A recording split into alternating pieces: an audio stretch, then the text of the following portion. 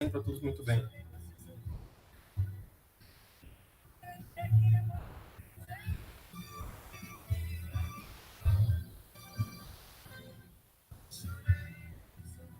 Aí eu vou ficar ali ouvindo pelo YouTube e aqui eu vou desligar o microfone. Bem, a gente já está ao vivo, pelo menos o YouTube começou aqui. Bom dia a todos que estão participando do Congresso Internacional de Estudos Multidisciplinares na Amazônia. Sejam todos bem-vindos, uma ótima tarde a todos. Já temos aqui presente o professor palestrante José Rafael Marques. Professor José Rafael, seja muito bem-vindo. Em nome da comissão organizadora, e dou boas-vindas ao Congresso Internacional de Estudos Multidisciplinares na Amazônia. É o primeiro congresso realizado no Nordeste do Pará, né? Então é com muita satisfação que a gente tem aqui no segundo dia de evento e penúltimo dia. O evento são 3 dias. A sua palestra foi aguardada ansiosamente, já temos um número considerável já de pessoas online. Seja muito bem-vindo, professor. Muito obrigado, Joelton. Espero mais um bocado ou começo, Joelton? Só anunciar o senhor. A todos que estão presentes online agora, o professor Rafael, ele tem doutorado na área de agricultura de precisão pela Universidade de Évora, ele é engenheiro agrícola de formação pela Universidade de Évora, e desenvolve muitas pesquisas na área de agricultura de precisão, quantidade elétrica do solo, detecção remota para a agricultura. Ele é um dos experts nessa área de agricultura de precisão e renomado não só na sua região, como toda a Europa, e agora desenvolvendo pesquisas na América Latina também, entre outras regiões pelo mundo. É um dos fundadores da AgroInsider, que é uma empresa que trabalha com essa parte de manejo de agricultura com agricultura de precisão. Professor José Rafael, você pode ficar à vontade para começar a sua palestra na hora que o senhor achar mais pertinente. É um prazer enorme. Mais uma vez, muito obrigado por se fazer presente no nosso evento e abrilhantar com o seu conhecimento nessa tarde de terça-feira. Muito obrigado, Joelton. É um prazer estar convosco. É um prazer verificar que realmente estas tecnologias e esta pandemia às vezes favorecem outro tipo de abordagens que antes às vezes não eram tão fáceis porque as pessoas não estavam dispostas a usá-las, mas é engraçado como às vezes as evidências e aquilo que está a acontecer neste momento no mundo obriga-nos aqui a tomar outro tipo de estratégias para conseguir realmente chegar sem se deslocar tanto a várias partes do mundo. Portanto, é um gosto. Eu espero que possam aprender algumas coisas interessantes hoje aqui com a minha palestra. Fundamentalmente, a dizer-vos que sou AgroInsider, sou Universidade de Évora também, mas de qualquer maneira, esta spin-off da Universidade de Évora tenta desenvolver alguma tecnologia, tenta também criar conhecimento através da ciência e, ao mesmo tempo, portanto, ter, no fundo, o valor societário através, no fundo, da mais-valia agronómica, que é isso que interessa. Ou seja, tecnologia por tecnologia, ciência por ciência, a meu ver, não vale nada se não tiverem uma aplicação ao nível societário. Muito bem, dizer-vos que, se quiserem, podem explorar um bocadinho como é que a marca AgroInsider tem-se evidenciado nos últimos anos. Acho que um dos mais relevantes foi termos sido aceitos no Web Summit, no primeiro Web Summit aqui em Portugal, e temos sido uma das empresas mais procuradas nesse Web Summit. Depois temos tido o selo de excelência, nesse caso da Comissão Europeia, do H2020, nomeadamente em propostas que fizemos do ponto de vista da investigação. Vocês virão isso com muito mais calma, mas nós costumamos dizer que gostamos de transformar o invisível no visível e portanto, perceber como é que os sensores, e em particular neste caso os sensores remotos, conseguem realmente criar valor para a sociedade e neste caso para a agricultura. Dizer-vos então que esta minha apresentação tem um bocado a ver com a questão do uso das imagens de satélite na zonagem, estudo do solo. Eu espero dar-vos aqui alguns exemplos e mostrar-vos como é que nós poderemos utilizar estes sensores para precisamente este estudo do solo. Talvez começasse aqui por dizer-vos que neste momento a Comissão Europeia, e neste caso a Agência Espacial Europeia, a ESA, lançou há 2015, um bocadinho antes, o programa Copérnicos. E o programa Copérnicos é um programa que está a ser realmente excepcional e com impacto mundial. São bilhões e trilhões de bytes que são descarregados em download quase, não diria todos os dias, mas quase aproximadamente todos os dias, e dizemos que realmente isto é um valor muito grande para quem quer, no fundo, criar aplicações e quem quer basicamente desenvolver algo de novo ou aproveitar aquilo que já existe e criar sobre estes satélites e estas imagens que aparecem no site da ESA. Vocês podem fazer o download a custo zero. Nunca são a custo zero, porque depois vocês têm que ter um computador, têm que ter internet, têm que ter um disco, têm que ter a possibilidade de fazer, no fundo, guardar o storage de todo este tipo de informação e depois ter o conhecimento também de processar e de usar. Ora bom, dizer-vos então que há aqui dois satélites que eu irei falar um bocadinho, mas eu acho que vou-me concentrar mais no satélite aqui do vosso lado, neste caso do vosso lado direito, espero eu, que é o Sentinel-1, que é o Sentinel, é um sensor ativo, basicamente um sensor ativo porquê? Porque este sensor, este satélite, esta plataforma espacial, carrega nada mais do que uma fonte de radiação própria que emite para o globo terrestre e essa radiação embate na ocupação do globo terrestre e depois há uma retrodispersão dessa radiação de volta ao satélite e em face de diferentes tipos de retrodispersão, no fundo, os sensores registram este comportamento no espaço e no tempo. Fundamentalmente, vocês vão falar um pouquinho mais à frente das polarimetrias VV e VH, vão perceber um pouquinho mais à frente do que é isto, e, por sua vez, temos outro satélite que também é muito utilizado nas questões da agricultura, que é o Sentinel-2, em que este satélite já é um satélite passivo, ou seja, enquanto este é ativo, tem uma fonte de radiação própria, ele emite e lê o que devolve. Neste caso, o satélite passivo depende da radiação do Sol e essa radiação do Sol é emitida para a superfície do globo terrestre, depois é devolvida ou, no fundo, refletida e o satélite mede, basicamente, então, qual é, no fundo, a radiação que está a ser refletida até ao satélite. Ora bem, muitas vezes, dependendo do comprimento de onda, porquê? Porque este satélite tem basicamente diferentes tipos de comprimentos de onda que está a observar. Imaginem que vocês têm diferentes óculos escuros, se assim se pode dizer. Há um óculo que consegue filtrar somente o azul e só armazena a gama do azul. Há um óculo que consegue filtrar apenas a gama do vermelho e eu posso gravar o azul, o vermelho, o verde, o infravermelho próximo e outras bandas, desde o infravermelho médio a outro tipo de bandas que porventura são 12 no total que o Sentinel-2 carrega. Portanto, é quase como um prisma que divide a luz da radiação solar em diferentes espectros e eu só armazeno componentes destes espectros e percebe-se que muitas vezes esse comportamento varia em função da ocupação do Sol. Dou-vos aqui um exemplo. Neste caso, eu falei-vos que, porventura, dois índices que são muito utilizados, que é o NDVI e o NDWI. Este é um índice de clorofila, basicamente é valores muito altos quando temos muita clorofila, muita taxa fotossintética e valores muito baixos quando é precisamente o oposto.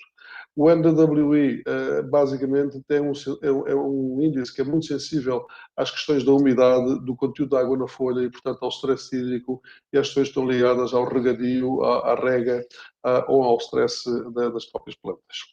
Dar-vos então um exemplo, neste caso concreto, o NDVI é calculado no Sentinel-2, é a banda 8 menos a banda 4, a dividir pela banda 8 mais a banda 4. Portanto, no fundo é um índice composto, normalizado, em que se subtraem duas bandas e dividem pela soma dessas mesmas duas bandas. Eu não vou entrar aqui em detalhes porque é que é esta subtração, vou dizer-vos que fundamentalmente a estação emite bastante no infravermelho próximo e a estação que está ativa e que está saudável emite muito mais do que a estação que porventura está em stress, seja ele nutricional, seja ele hídrico, etc. Mostrar-vos aqui rapidamente um exemplo. Nesta escala, normalmente este índice varia de menos 1 a 1. Os valores 1 significa que são vegetação muito alta, muito forte. E aqui o menos 1 pode-nos dar a ideia de valores de ocupação de água. Mais ou menos aqui, nesta cor, temos perto do zero. e este zero divide, mais ou menos, anda aqui à volta do Sol, o Sol exposto, o Sol nu. Se o Sol está muito úmido, desce um bocadinho, se o Sol está muito seco, sobe um bocadinho. No entanto, se começar a ter mais vegetação, começa a subir, o Sol começa a cobrir, a vegetação começa a cobrir quase o Sol, e aqui teremos os azuis fortes, diria que o Sol todo coberto de vegetação. Então, se vocês repararem, isto que está aqui é um lago na América Central, neste caso em El Salvador, é um lago muito importante, portanto, do ponto de vista ambiental, e muito importante também do ponto de vista da produção de energia e de rega para a agricultura. Aliás, vêem-se aqui parcelas agrícolas, muitas delas de cana-de-açúcar e outro tipo de culturas. Mas se vocês se repararem, há qualquer coisa de estranho. Eu disse-vos então que o azul forte tinha a ver com clorofila. Como é que é possível temos aqui uma ilha realmente e está aqui a marca do azul muito forte? Significa então que temos uma vegetação muito forte em cima da ilha. Então, mas à volta da ilha temos azul também, apesar de ser um azul mais fraco. Será que o que é que se passa? Dentro da água temos vegetação. Pois bem, reparem que neste caso concreto, neste lago, existem às vezes alguns problemas que são as invasoras aquáticas e, portanto, tudo o que vocês estão a ver aqui, azul, estes verdes, toda esta informação que aqui está, basicamente são a ver com invasoras aquáticas que ocupam a superfície da água e que, portanto, este índice, como é sensível à clorofila, supostamente devia ter esta coloração, porque estamos aqui na zona da água, em que águas aqui mais profundas e águas menos profundas, ou águas menos turvas e água mais turvas, e portanto, de repente percebemos que dentro da água temos colorações de azul, ou seja, biomassa muito elevada e nada mais do que taxas fotossintéticas também muito elevadas. Aqui seria normal, porque aqui estamos a falar de terra e aqui estamos a falar de agricultura, parcelas que estão a ser, cobrem o terreno todo, parcelas que se calhar foram mobilizadas e preparadas há pouco tempo, ou semeadas ou plantadas, e aqui entende-se. Agora, dentro da água não parece fazer muito sentido. E, portanto, reparem como é que nós, com este índice, conseguimos detectar, no fundo, intensidades de taxa fotossintética, neste caso de biomassa, e poder correlacionar, então, no espaço e no tempo, as invasoras aquáticas, aonde é que elas estão, qual é o percurso que fazem, e estudá-las do ponto de vista até da biomassa. Bom, eu dizer-vos que o índice, neste caso, NWI, que tem que ver com o Sentinel-2 também, e que tem que ver com as questões ligadas ao conteúdo da água na folha. Portanto, eu não vou entrar muito em detalhe, mas se repararem, também o típico seria valores deste género dentro da água, porque estamos a falar de valores muito baixos, mas o comportamento será um bocadinho semelhante do ponto de vista da vegetação. Pode haver é que temos vegetação com clorofila muito elevada e às vezes temos valores de NDWI mais baixos porque está em stress. Neste caso concreto isso não acontece porque as plantas estão dentro de água e, portanto, não mostram muitas variações de stress. Mostrar-vos agora aqui uma imagem geral, antes de entrar na questão mesmo central do solo, de radar. Ora bom, perdão, se repararem, os valores muito baixos do radar normalmente indicam água. Os valores mais altos indicam outro tipo de rugosidade à superfície, no fundo, da ocupação do Sol. É estranho como é que a água tem estes valores tão altos que estão por estas zonas, se a água supostamente tem estes valores mais cinzentos. Pois, reparem, porque realmente pode estar a acontecer então, tenhamos as invasões aquáticas como o jacinto de água, que tem uma forma própria e que faz uma retrodispersão ao satélite, indicando então quais são as zonas que estão nada mais do que, no fundo, com uma população elevada deste tipo de invasões aquáticas. Portanto, quer através deste satélite e deste sensor, quer através deste, nós poderemos detectar o comportamento da ocupação do solo e, no fundo, utilizar este tipo de imagens em benefício, neste caso, das atividades que queremos desenvolver. Dizer-nos qual é a vantagem deste satélite comparativamente a este. Ora, o Sentinel-2 tem um grande problema, é que na presença de nuvens, normalmente isto é um ruído e não nos dá informação. Enquanto que este, o Sentinel-1, esteja um nevoeiro, esteja uma chuva, esteja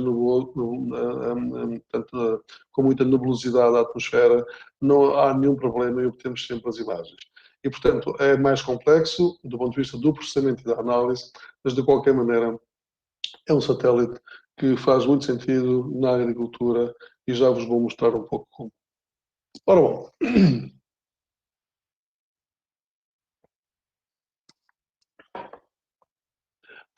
vou passar agora aqui para alguns conceitos, então, porque, como vos disse no início, eu iria focar muito, um bocadinho mais na questão dos satélites, neste caso o Sentinel-1, associados aos sensores radar. E estes apontamentos que vos vou mostrar estão em espanhol, são baseados num curso de formação da NASA, e eu gostaria de vos mostrar estes mesmos apontamentos, porquê? Porque são tão bem feitos e, portanto, são muito simples. E eu acho que consigo mostrar-vos aqui alguns conceitos fundamentais para vocês perceberem como é que funciona o Sentinel-1, neste caso, o sensor radar da ESA. Ora bem, então, os conceitos básicos do ponto de vista do radar, temos dois tipos de radar normalmente utilizados. Um, portanto, a projetar, neste caso, na direção de cima para baixo, e outro a projetar lateralmente, no fundo, o feixe de radiação. Neste caso, pode ser do avião, pode ser do satélite, ou outro tipo de veículo aéreo que transporte, neste caso, o emissor da radiação e o receptor da mesma para efeitos de criação da imagem. Portanto, emite a radiação e devolve a mesma. Neste caso, de cima para baixo, e este aqui lateralmente. Bom, basicamente, a intensidade com que o sinal é refletido vai criar, então, nada mais do que a informação sobre a imagem que nós vamos criar, neste caso, da ocupação do Sol. É lógico que objetos, neste caso opacos, grandes, têm uma retrodispersão muito intensa, devolvem muito ao satélite, e outro tipo de ocupações de Sol, como por exemplo a água, as estradas, o Sol muito liso, etc., têm menos retrodispersão, porque normalmente, no fundo, a reflexão é no sentido contrário à emissão do feixe de radiação. Bom, então vou falar-vos aqui de basicamente dois conjuntos de parâmetros que são muito importantes para tentarmos perceber um bocadinho os resultados daquilo que eu vos vou apresentar sobre o Sol. Um tem a ver com os parâmetros do próprio sensor, o radar, e outro tem a ver com os parâmetros da superfície aonde, neste caso, a radiação embate. Nos parâmetros do sensor, três aspectos são muito importantes falar, neste caso o comprimento de onda, a polarização e o ângulo de incidência, neste caso, da fonte de radiação. Nomeadamente, em termos da superfície, temos a estrutura, no fundo, dos objetos que ocupam o território e temos as propriedades dielétricas desses objetos. E iremos falar um pouco mais à frente. Comecemos então com o comprimento de onda.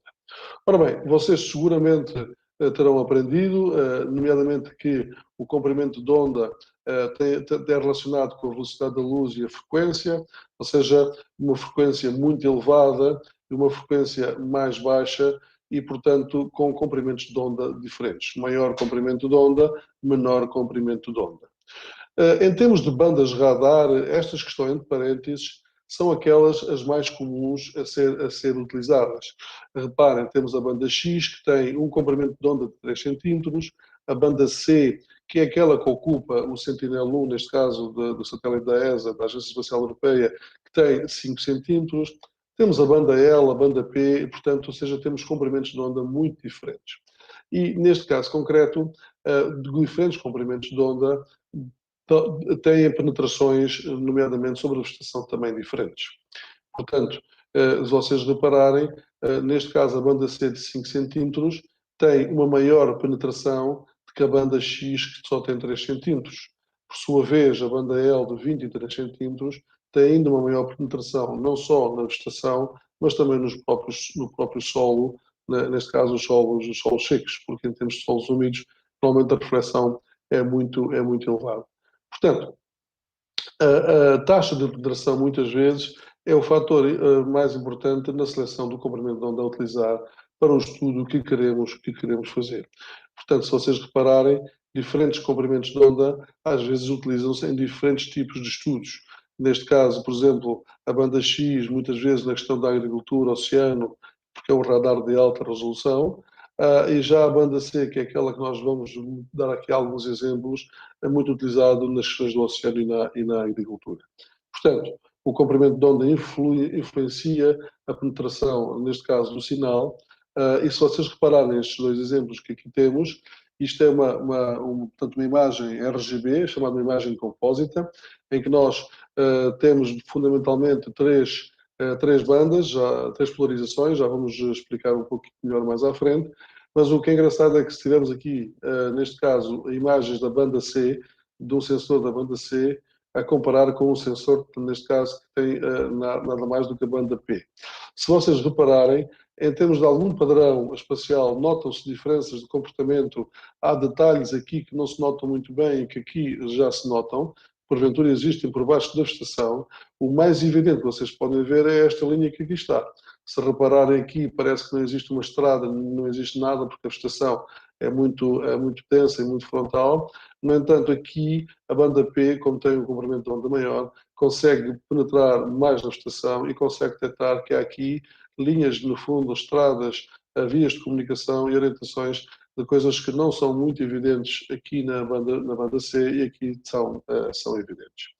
Ora bem, então, para além da questão do comprimento de onda, também temos a questão da polarização. A polarização é basicamente como enviar a onda com uma determinada inclinação, neste caso, a polarização VV, significa o quê? Ela é emitida na vertical e ela é retrodispersa, portanto, ou seja, no fundo, volta ao satélite também na vertical e é lida na vertical. Por sua vez, temos a polarização HH, ou seja, ela é enviada na horizontal e ela é recebida também na horizontal. Portanto, temos depois várias combinações deste tipo de polarizações, em que VV indica vertical, HH horizontal, vertical. Existem outros tipos de possibilidades, como emitir na vertical e receber na horizontal e vice-versa. Portanto, a polarização também é algo muito importante, porque diferentes estilos de polarização estão a ver a mesma zona, a mesma zona em observação, aqui com HH horizontal, V vertical, aqui HV. E se repararem, do ponto de vista da intensidade do sinal, até dos detalhes em algumas zonas, diferentes polarizações mostram diferentes tipos de informação ao nível das imagens. Portanto, resumindo, comprimento de onda, polarização e diferentes tipos de polarização podem nos indicar nada mais do que diferentes tipos de comportamentos da parte da vegetação e não só, no fundo, da ocupação do sol. Outro parâmetro que é muito interessante e muito importante de considerar é o ângulo de incidência. Reparem, se a vegetação tem esta dimensão, o ângulo de incidência, e para penetrar nada mais nas copas, quanto mais vertical, melhor, porque se ele for mais oblíquo, não penetra tanto nas copas e é mais no fundo, retrodifundido. Neste caso concreto, vai depender um pouco da textura e, no fundo, da densidade da estação. É lógico que texturas muito densas dificultam a penetração da radiação, dependendo do comprimento de onda, e texturas menos densas facilitam a penetração da radiação, em função dos diferentes ângulos de incidência. Só para vos dar um exemplo. Se eu considerar que este é o lado do satélite e este é o lado mais afastado do satélite nesta imagem, se eu retirar o efeito, neste caso do ângulo de incidência, vocês vão reparar que aqui nada mais do que a reflexão ou a retrodispersão para o satélite é mais baixa, portanto ângulos mais pequenos, valores mais baixos, ângulos maiores, maior retrodispersão. Portanto, efeitos de maior inclinação aumenta nada mais do que a retrodispersão para o satélite. Portanto, temos aqui um efeito do ângulo de incidência e que é preciso considerar nada mais na análise e na observação das imagens do satélite. Quanto mais longe estivermos, neste caso do satélite, maior é o efeito do ângulo de incidência do ponto de vista da retrodispersão ao satélite. Portanto, a interação, neste caso, do sinal do radar com a vegetação e as diferentes, no fundo, zonas objetos que ocupam o solo, pode ser diferente. Nas superfícies lisas, normalmente não devolve muito ao satélite, porque embate e reflete no sentido contrário do satélite, e à medida que a superfície vai ficando mais rugosa ou com maior complexidade do ponto de vista do volume, ela então reflete muito mais. Por exemplo, neste caso concreto, uma superfície plana e lisa normalmente tem um pixel, neste caso branco e negro escuro, e se repararem a água aparece então com valores pretos. Se repararem uma superfície mais rugosa, o pixel já começa a ficar num cinzento mais escuro e temos, por exemplo, áreas defloradas, campos agrícolas, que são superfícies já mais rugosas.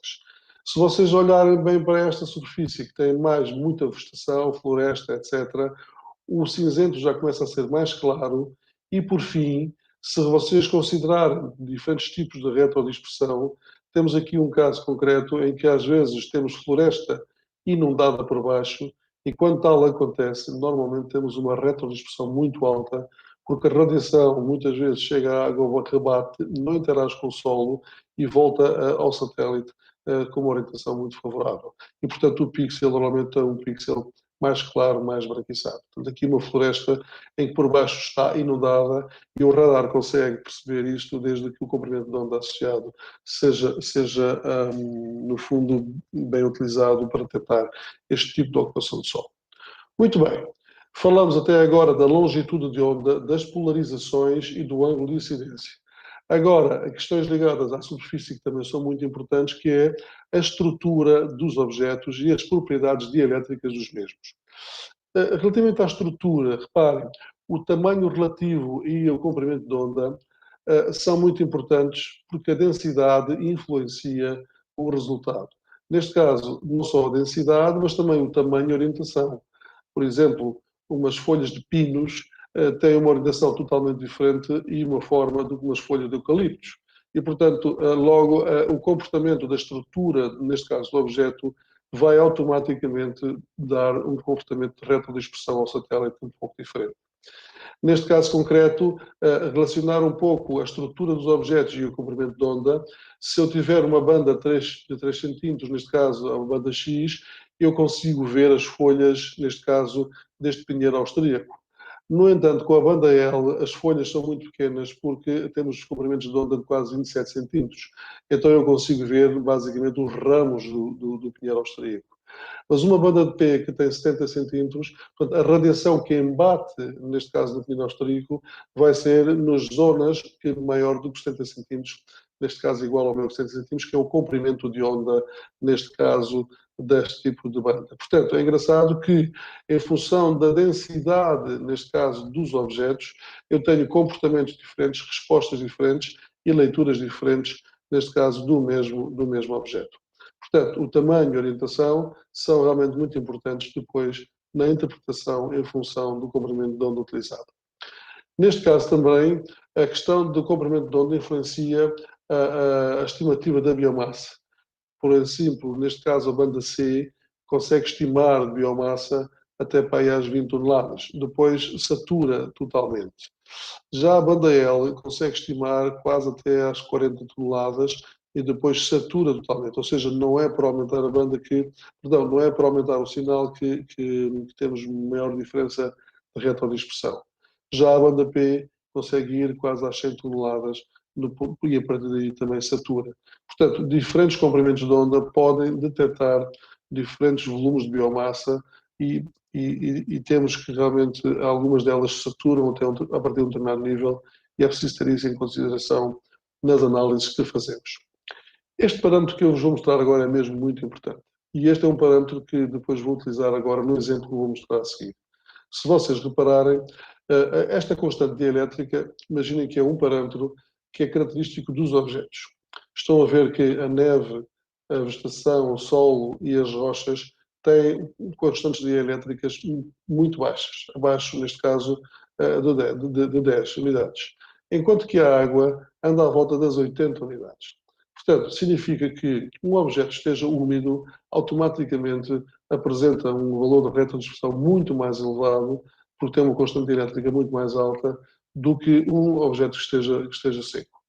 Reparem, neste caso concreto, temos 3 imagens e as zonas, a composição, neste caso da imagem em RGB, faz mostrar toda a zona que foi basicamente afetada pela precipitação e a chuvada que terá caído, com maior concentração nestas zonas comparativamente às restantes. Portanto, mais úmido, constante da elétrica mais alta e automaticamente maior retrodispersão até ao satélite. Bom, eu não vos vou apresentar aqui mais estas questões, porque poderíamos estar aqui algum tempo a falar sobre isto, mas eu penso que os princípios fundamentais que eu vos mostrei agora aqui vão ser importantes para vocês perceberem estas questões ligadas ao solo. Este mapa que aqui está são 2 parcelas agrícolas, neste caso são parcelas agrícolas circulares, porque são regadas por um center pivot, ou seja, tem uma rampa rotativa, tem um sistema de rega que é circular e seguramente vocês conhecem muitos destes sistemas que regam na paisagem. De explicar-vos o que é este mapa. Este mapa é a condutividade elétrica aparente do solo. Existem sensores que são sensores próximos, sensores geoelétricos, que podem ser, no fundo, utilizados para varrer o solo. Perdão, e ao varrer o solo, eu consigo depois, em função das medições que o sensor faz, elaborar um mapa e uma carta da condutividade elétrica do solo. Simplesmente explicar-vos o seguinte: as cores mais claras, neste caso o branco, significa que temos condutividade elétrica baixa. O solo conduz a corrente elétrica, mas as areias, neste caso, conduzem menos a corrente elétrica, porque são, no fundo, diâmetros de textura muito mais elevados, portanto, muito menos pontos de contacto entre as partículas e logo menor condução de corrente elétrica. Já as argilas, que eu diria que estamos a partir daqui dos 30 milisiemens por metro, já as argilas começam a ser partículas mais finas, mais pontos de contacto entre as partículas, maior capacidade de conduzir a corrente elétrica. Portanto, só para vos dizer que, porventura, um vértice-solo anda aqui por volta dos 80, 85 milisiemens por metro, e a partir dos 100 milisiemens por metro, normalmente temos solos salinos. Portanto, dizer-vos então que estas 2 parcelas são parcelas muito interessantes, porque temos desde as areias quase às argilas ou aos franco-argilosos, e aqui mesmo argilas já com um valor bastante elevado. Portanto, parcelas como estas são parcelas complexas do ponto de vista da gestão do solo. Como é que seria a estratégia? Como é que seria a estratégia do ponto de vista de gestão? Seria perceber que existem estas diferentes zonas de gestão e, em função de cada zona de gestão, fazer uma amostragem nesta zona de gestão, se calhar nesta outra ou noutras, dependendo daquilo que nós temos interesses, e com essas amostragens definir o quê? O planeamento da fertilização, o planeamento da correção do solo, o planeamento da questão da rega e da água a administrar, porque seguramente aqui, com mais areia, vamos ter problemas de mais falta de água do que nas argilas, e, portanto, este tipo de parcelas e os solos variáveis colocam este tipo de problemas.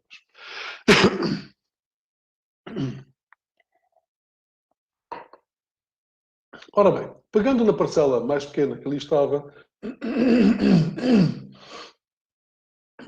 perdão, eu vou-vos buscar imagens, neste caso de radar. Lembram-se que valores cinzentos, valores mais baixos de retrodispersão. Valores, neste caso, ali à volta do rosa, valores mais altos de retrodispersão. Portanto, se repararem, o sensor geoelétrico foi o sensor que andou no campo a medir as diferenças de condutividade elétrica que normalmente estão associadas a condições de solo diferentes. Reparem o que é que o sensor remoto, neste caso o Sentinel-1, consegue tentar no dia 16 de janeiro de 2019. Porquê? Porque eu soube que choveu nessas alturas. E porquê é que eu digo que é importante o chover? É importante o chover porque lembram-se que eu falei que a constante dielétrica, a água, tem um efeito muito multiplicador, neste caso, do sinal da retrodispersão do satélite, neste caso da ocupação de Sol. Portanto, neste sentido, detectamos imediatamente que há aqui 2 zonas completamente diferentes do ponto de vista de comportamento da, neste caso, da radiação radar, neste caso microondas. Portanto, duas zonas tipicamente diferentes, e depois começamos a perceber que existem alguns comportamentos mais localizados que têm a ver com questões ligadas então a estas diferenças um pouco texturais. Se repararem, no dia 21 de janeiro, neste caso 16 de janeiro, 21 de janeiro, o comportamento é mais ou menos semelhante. Portanto, apesar de ter subido ligeiramente o valor, mas isto pode ter que ver o quê? Pode ter a ver com o ângulo de incidência. Lembram-se que eu vos falei que o ângulo de incidência pode afetar a dimensão, neste caso, da retrodispersão. Quanto mais afastado está, neste caso, o sensor, neste caso o satélite, maior será o efeito de retrodispersão pelo ângulo de incidência. E vocês perguntam, então, mas estamos na mesma parcela, temos ângulos de incidências diferentes? Sim, sim, porque o satélite de radar, neste caso, pode passar a subir, pode passar a descer e, portanto, pode passar com diferentes ângulos de incidência. Enquanto que o Sentinel-2, que é um satélite óptico, depende do Sol e só temos informação durante o dia, neste caso o radar, como não depende da radiação, neste caso passiva, mas sim do seu sensor ativo, pode ler durante o dia, durante a noite, portanto, ou seja, ele pode ir lendo com a rotação da Terra diferentes tipos de imagens. E, portanto, reparem, mas do ponto de vista relativo, se vocês repararem, os valores aqui continuam a ser os mais altos, muito mais altos, e ali os mais baixos. Portanto, pode haver uma diferença do ângulo de incidência, da umidade no solo, mas continua sempre a haver uma diferença entre uma zona mais alta e uma zona mais baixa. Se repararem, vamos andando no tempo e volta a haver um padrão mais baixo, mais alto, mais baixo, mais alto, especificamente mostrando zonas em que se calhar as argilas são mais elevadas e é onde temos valores mais elevados. E voltamos novamente com o mesmo padrão, nem que seja do ponto de vista relativo. Portanto, reparem bem, é mais complexo porque pode variar com o ângulo de incidência, pode variar com a umidade do solo, neste caso a chuvada que pode acontecer, e pode variar com outros aspectos que poderemos então depois aprofundar. Vamos olhar para a outra parcela. Já agora vamos olhar para outra parcela. Ora, se vocês repararem, do ponto de vista relativo, estes valores que aqui estão, os amarelos, são os mais elevados. Os verdes são os mais elevados aqui na região. Portanto, temos aqui a zona de argilas, ou seja, mais fortes. Reparem que coincide mais ou menos com esta zona. Temos aqui umas zonas branquiçadas, portanto, zonas mais secas, de mais areia, e temos aqui uma zona, talvez um pouquinho mais alta, que volta aqui a subir, e, portanto, há aqui algum paralelismo entre um sensor que esteve no terreno e que mediu, neste caso, a condução elétrica do Sol, que está associado, neste caso, às características texturais do mesmo, e temos um sensor remoto, radar, que também mede esta informação e consegue detectar padrões muito típicos associados a zonas um pouco mais elevadas, estas aqui e aqui menos elevadas, portanto, como vocês poderão ver. O que é que se passa aqui? Se repararem, parece que há aqui alguma anomalia. Ou seja, parece o quê? Estão a ver o sistema de rega, o pivô. Ora bem, a máquina de rega começou a regar nesta direção. Se repararem, ao começar a regar, todo o teor de umidade da parcela é baixo, mas quando começa a regar, o teor de umidade sobe. Cá está a constante dielétrica a funcionar. Mais umidade, maior retrodispersão. Mas se repararem na retrodispersão, vão verificar que o padrão é os valores mais altos, sempre nas zonas onde, nomeadamente, as argilas também são mais elevadas. E, portanto, os valores mais altos aqui é onde, precisamente, o sistema de rega estava a regar quando o satélite passou. Do ponto de vista relativo, se repararem, cá está as zonas mais altas, porque estas estão secas, não estão regadas, e continuamos a ter um padrão relativo aproximadamente igual àquele que ali temos. Portanto, estão a ver que as questões da umidade, neste caso da constante elétrica, as questões do ângulo de incidência, voltam a apresentar aqui padrões que, do ponto de vista relativo, têm alguma correspondência. Valores, cá está, mais altos, valores mais altos, valores mais baixos, e, portanto, sejam eles com mais umidade, com menos umidade, do ponto de vista relativo, mostram variações que podem ter a ver com as características do solo e com a parcela. Ora bem, se vocês repararem, eu posso ter diferentes tipos de imagens, cá está. Neste caso concreto, temos o solo a subir com um ângulo de incidência tipo 3 e depois temos o Sol, neste caso, o sensor, neste caso VV, a polarimetria VV, a medir as questões ligadas ao Sol, as características do Sol, neste caso já a descer. Portanto, com outra inclinação e com outro ângulo de incidência, neste caso o ângulo de incidência 2. Portanto, a mesma parcela pode ter, neste caso, o sensor a subir com o ângulo de incidência tipo 3 e a descer com o ângulo de incidência tipo 2. E isto pode variar ao longo do mês, em função da disponibilidade, neste caso, das imagens. Ora bem, antes de vos fazer aqui uma pequena demonstração, gostava de vos dizer, e os custos? Os custos, com certeza, são diferentes. Ora, se nós repararmos, normalmente, o que se faz em termos da estratégia atualmente, e penso que no Brasil faz ainda muito, e a meu ver é muito caro, que é nada mais do que fazer uma quadrícula de amostragem muito densa. Normalmente, às vezes, de 1 a 3 hectares, uma amostra por 1 a 3 hectares, dependendo um pouco se o solo é muito variável ou pouco variável, e, portanto, faz esta amostragem, eu diria, com uma certa densidade. Lógico que ficamos a conhecer melhor a informação do ponto de vista da variação do solo.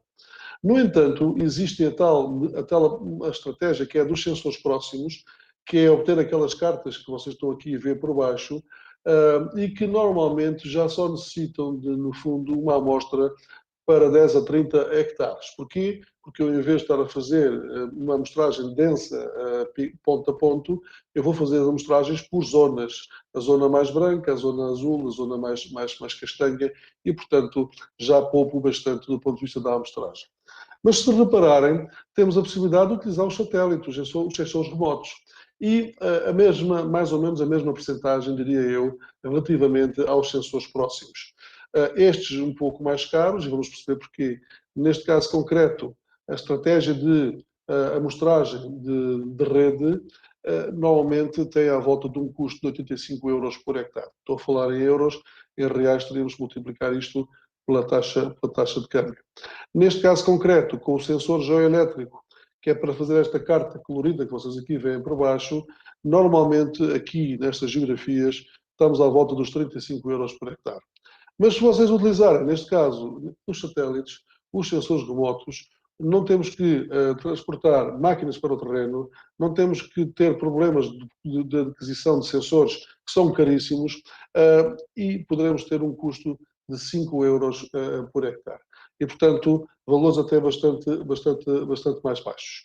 Ora bem, sendo assim, eu diria que há diferentes tipos e metodologias de amostrar o solo com preços totalmente diferentes, em que os satélites se posicionam de uma forma mais barata possível relativamente, portanto, a outras formas. Eu só gostaria de vos mostrar agora portanto, um pequeno, antes de terminar e deixar-vos as perguntas, vou-vos só mostrar aqui a aplicação que porventura pode ser utilizada para vocês fazerem as vossas análises do ponto de vista do solo. Do solo ou de outro tipo. Por exemplo, se eu for agora aqui buscar, neste caso, a conta onde tenho as parcelas que eu vos falei, ora, vamos então buscar esta conta. Eu posso vos buscar, por exemplo, as parcelas, que são as parcelas, neste caso de milho. Vou buscar, neste caso, a parcela 10, e esta parcela 10 é a parcela que eu vos estive a mostrar, uma delas que eu vos estive a mostrar. Se eu me for posicionar, porque sei que nessa altura choveu, nesta data, se eu me for posicionar, por exemplo, ali em janeiro de 2019, que foi as datas que eu vos mostrei, ora bem, se eu for então, neste caso, para o Sol, reparem que automaticamente temos o tal padrão que eu vos mostrei. Se eu andar para a frente na data, reparem o padrão. Eu posso dizer assim, ora bem, então eu quero transformar esta zona em 2 zonas de gestão, 2 zonas de observação do Sol, em que eu automaticamente tenho até aqui as coordenadas em que nós sugerimos, onde vocês devem fazer as amostras, e reparem, em vez de termos uma estratégia de amostragem de grelha, no fundo de rede, nós temos uma estratégia de amostragem à mancha, à zona. E, portanto, em vez de termos, às vezes, dezenas ou centenas de amostras, teremos menos muita quantidade de amostras e seguramente vamos a focar-nos nas zonas. Se eu quiser 3 zonas de gestão, reparem, automaticamente eu transformo isto em 3 zonas de gestão e as amostragens são direcionadas para cada zona de gestão. E, portanto, eu, em função destas zonas de gestão, posso automaticamente perceber, portanto, aonde é que eu devo mostrar para depois, então, tratar diferente aquilo que é diferente.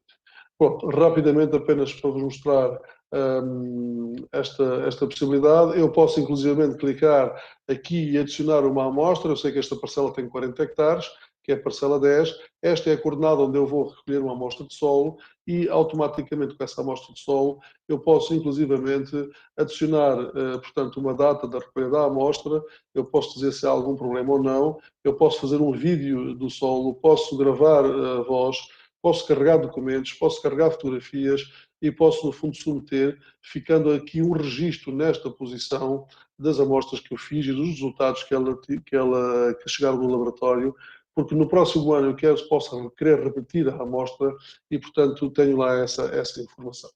Bom, agradecer um pouco a vossa atenção e, pronto, dizer-vos que estou aberto aqui às perguntas. Penso que fiz a apresentação em 45 minutos, para termos agora 15 minutos mais ou menos disponíveis para as perguntas que vocês acharem interessantes fazer. Muito obrigado a todos. Professor Rafael, eu agradeço bastante a palestra, aprendi muito hoje também, muito inovadora e construtiva. No chat aqui do YouTube as pessoas estão parabenizando, né? Agora vamos ver, aguardar aqui como é que as perguntas surgirem dos participantes. Na sala com a gente está aqui também a presidente da organização do evento, a professora diretora do campus Ticiane. A professora quiser deixar uma palavra aqui para o professor Rafael, enquanto o pessoal vem perguntando aqui.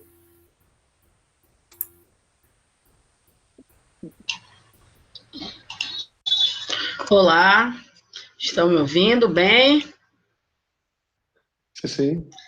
Opa, eu gostaria de agradecer ao professor Rafael por ter aceitado o nosso convite em nome do nosso professor Janailton.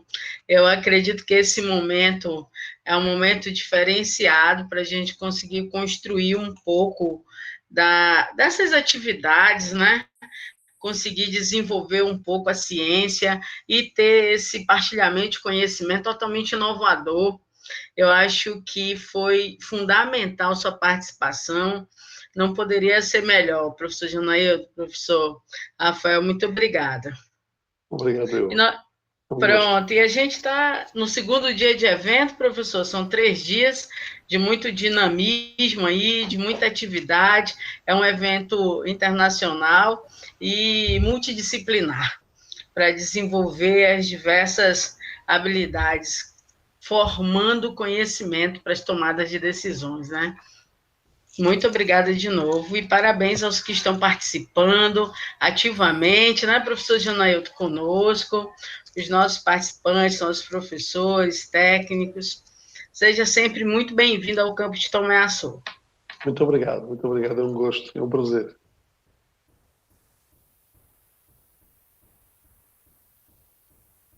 Pronto, estava com um problema aqui, que a energia aqui caiu em geral, já voltou. Então, talvez, deixa eu voltar aqui para ver se eu acho que as perguntas, meu chat ele deu uma desconectada.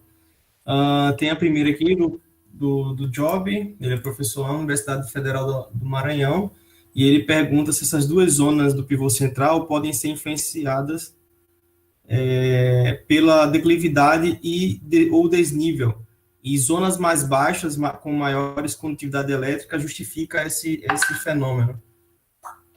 Uhum. Neste caso, obrigado pela pergunta, neste caso particular, estas parcelas têm um relevo ondulado, não têm uma grande declividade, têm uma declividade suave, mas em muitas situações, sim, em muitas situações onde a declividade é mais elevada, normalmente as zonas côncavas do relevo, as zonas de pressão, têm mais umidade e mais argila. e, portanto, normalmente, neste caso, nos sensores radar, aparecem com valores mais altos. Portanto, a declividade pode realmente influenciar essa diferença. Neste caso concreto, que não há muita declividade, é mais a questão mesmo da textura do solo. Estas parcelas é impressionante, parece que temos uma areia da praia numa zona e podemos ter quase argila noutra zona. Portanto, eu escolhi este exemplo porque é um exemplo pedagógico muito interessante daquilo que pode acontecer realmente em muitas parcelas agrícolas, que fazem com que, do ponto de vista da gestão dos insumos, neste caso dos fatores de produção, seja um desafio muito grande. Para além de perceber os impactos ambientais, porque uma areia, do ponto de vista da gestão dos fertilizantes, é totalmente diferente de uma argila, não é? E, portanto, a questão de migração de nitratos para os aquíferos, perda de fósforo e potássio nas linhas de água, etc., nos solos mais arenosos comparativamente aos solos mais argilosos. Mas a declividade pode influenciar ligeiramente os resultados, neste caso dos sensores que estão a ser utilizados para medir. Os sensores satélite. Os sensores próximos da condução elétrica, eu penso que esses não influenciam a declividade. Perfeito, professor, perfeita explanação. A gente tem mais uma pergunta aqui também do professor Job. Com o uso de drones e sensores, poderíamos diminuir esse valor de hectare para amostras para quanto? De amostra para quanto? E o custo do drone, quanto seria por hectare o levantamento? Ok, uma boa pergunta. O drone tem muitas capacidades, mas vocês têm que pensar no seguinte. Eu não sei como é que seria no Brasil, eu acredito que no Brasil pode inclusive até ser mais barato, porque estamos a falar de áreas mais extensas e quanto maior é a área coberta, mais barato é depois o valor final, por unidade da área. Mas têm que pensar no seguinte, se nós estamos a fazer um estudo ligado aos solos, eu parece que talvez um voo possa ser suficiente. Desde que a gente o consiga fazer numa altura ótima do ponto de vista do timing, em termos de observação, seja ele por comportamento, neste caso do solo, seja ele por comportamento indireto até das próprias plantas. Todavia, o drone tem uma desvantagem relativamente às imagens de satélite. Uma não, duas. Primeiro, normalmente um voo drone aqui anda à volta dos 1.000, 1.500 euros. Eu diria que talvez em reais se fossem entre 4.000 e 5.000 reais, aproximadamente, para fazer uma área de 200, 300, 400, 500 hectares. E, portanto, é um valor bastante elevado para um agricultor aqui pagar esse custo. E a vantagem dos satélites é que passa de 5 em 5 dias, ou dependendo um pouco da zona do globo, o máximo 10 dias, 12 dias, e repetidamente sobre a mesma parcela. E, portanto, podemos otimizar a observação das parcelas, não só na perspectiva do estudo do solo, mas também na perspectiva do estudo das próprias plantas.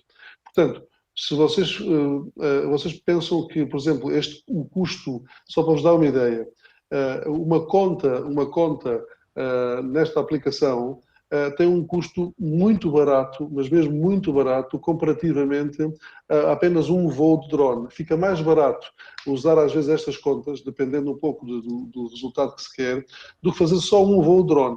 E, portanto, eu diria que o drone temos que o aproveitar para aquilo que ele é muito bom, que é a resolução espacial. Porque cada pixel pode andar mais ou menos aproximadamente, porque pode variar muito, entre 2, 3 centímetros. Significa que temos vários pixels dentro de uma folha. E às vezes ter vários pixels dentro de uma folha também complexa um pouco a nossa vida, porque depois temos folhas à sombra, folhas ao sol, e às vezes isso é difícil do ponto de vista da interpretação e do comportamento da radiação. Portanto, eu diria assim, se eu tivesse que contar o número de árvores que estão mortas numa determinada parcela, eu uso o drone, porque aí o drone é fabuloso. Se eu tiver que detectar padrões, manchas, anomalias, do ponto de vista da gestão de uma parcela, que é normalmente aquilo que nós utilizamos em agricultura de precisão, eu utilizaria a tecnologia mais barata possível, que neste caso são os satélites. Portanto, 2 problemas diferentes, 2 soluções diferentes e 2 custos também totalmente diferentes. Obrigado, professor Rafael. Acho que a resposta foi excelente. Amadeu Silva pergunta: seria interessante unir esse estudo do solo a partir de imagens de satélite com o uso do NDVI, que analisa os vegetais para melhorias de plantio? Uhum. É excelente a pergunta, porque é assim, nós normalmente com o NDVI também conseguimos ter uma percepção, uma ideia sobre a qualidade do solo. Normalmente as plantas no arranque arrancam primeiro nas zonas arenosas, se não há falta de umidade, do que nas zonas argilosas, porque normalmente as zonas argilosas são mais úmidas e mais frias. E, portanto, só por diferenças no comportamento do arranque das plantas, nós conseguimos perceber que há diferenças na textura do solo e nas condições do solo. Por outro lado, às vezes o excesso de água em certas zonas também nos indica logo automaticamente, porque as plantas no NDVI ficam mais amarelas, ou seja, têm menos clorofila. E, portanto, às vezes estamos logo a dar uma indicação que há ali uma zona, ou por falta de água, ou por excesso de água, que tem este comportamento de clorofila e esta anomalia no NDVI. Portanto, quer um sensor, quer outro, podem ser complementares e podem nos ajudar a interpretar o que é que as plantas estão a sentir, neste caso no NDVI, são as plantas que nos vão dar, são os nossos sensores de que realmente há qualquer anomalia, especificamente naquela posição, de água, sol, planta. E, portanto, a partir dessa informação indireta, também podemos estudar o solo. Portanto, o NDVI também pode ser muito útil nessa perspectiva do estudo do solo. Obrigado, professor. Temos a última pergunta aqui do professor Ronan, do campus de Tomé Açu, da Universidade Federal Rural da Amazônia. O professor Ronan faz a seguinte pergunta: um gradiente de fertilidade pode gerar condutividade distintas e gerar mapas diferentes para a mesma classe textural? Ok, estou a entender. Realmente o sensor geoelétrico é sensível aos sais e muitos fertilizantes são no fundo, distribuídos da forma salina. Eu todavia, acho que tinha que ser grandes quantidades de fertilizantes para fazer uma grande variação da leitura do sensor. Eu diria que estas variações estão dentro do erro amostral, porque tinha que ser mesmo, reparem, o volume de solo é tão grande comparativamente à quantidade de fertilizantes que coloca. Vamos imaginar que estamos a pôr 300 kg por hectare de fósforo. 300 kg por hectare de fósforo é uma coisa muito pequenina comparativamente às toneladas de 1 milímetro de fósforo ou de 1 centímetro de fósforo. E, portanto, o fertilizante comparativamente ao volume de solo é uma coisa irrisória, irrisível. E, portanto, eu diria que é muito difícil, a não ser que fosse uma grande quantidade de um determinado local que caiu ali por acidente, que realmente houvesse assim tanta variação no sensor pelo efeito da nutrição, das diferenças de nutrição. Portanto, isso diz-me a experiência, não quer dizer que não haja casos pontuais onde, porventura, isso possa acontecer se, porventura, foi muita quantidade que foi colocada num determinado local. Porque, realmente, estes sensores são muito sensíveis à questão dos sais. Perfeito. Muito perfeito. A explanação muito boa. Os demais, as pessoas que perguntaram aqui, né, no caso do Job, agradece o senhor, diz que entrará em contato, tem muito interesse nos seus trabalhos, né? O Amadeu também agradece e parabeniza o senhor. Vários comentários aqui de excelente, obrigado pela palestra, obrigado pelo compartilhamento do conhecimento. Nesse caso, comunidades de povos tradicionais podem ser importantes na conservação de solo, tem esse tipo de comentário. O professor Ronan disse que foi excelente a resposta. Acho que a gente não tem mais perguntas aqui no chat, não sei se a gente tem mais 2 minutos para dar no prazo, mas ninguém fez nenhuma pergunta aqui. A maioria aqui parabenizando. Acho que vamos encerrar por aqui hoje. Ok, João, muito obrigado. Dizer-vos que é um gosto, é um prazer. Já sei que, penso que foi o palestrante anterior que falou sobre floresta dentro da conferência. Dizer-vos que, pronto, há muitas coisas que também podem fazer com os satélites radar na floresta. Vocês, se tiverem dúvidas, se quiserem fazer algumas experiências connosco, estão à vontade. Portanto, nós somos muito focados na área de investigação. Portanto, há empresas que, como nós, fazem, no fundo, o serviço, mas parece-me a mim que esta empresa está muito ligada à universidade e, como está muito ligada à universidade, temos todo o interesse em fazer pesquisa e nesse sentido aliar-nos com outras universidades, com outros colegas de outras zonas geográficas e criar conhecimento e criar valor para a sociedade. Portanto, à vossa disposição e esperemos nos encontrar numa outra vez, seguramente. Um grande abraço a todos e até uma próxima. Agradeço bastante a sua contribuição, em nome da comissão organizadora. É uma ótima, já é à noite já, né? Já está chegando aí às quase 19 horas, mas só que está com o sol a pino até às 8 e tantas da noite. Então, bom descanso. Obrigado por contribuir. Obrigado, Milton. Até uma próxima. Muito obrigado. Tchau, tchau. Grande abraço. Adeus.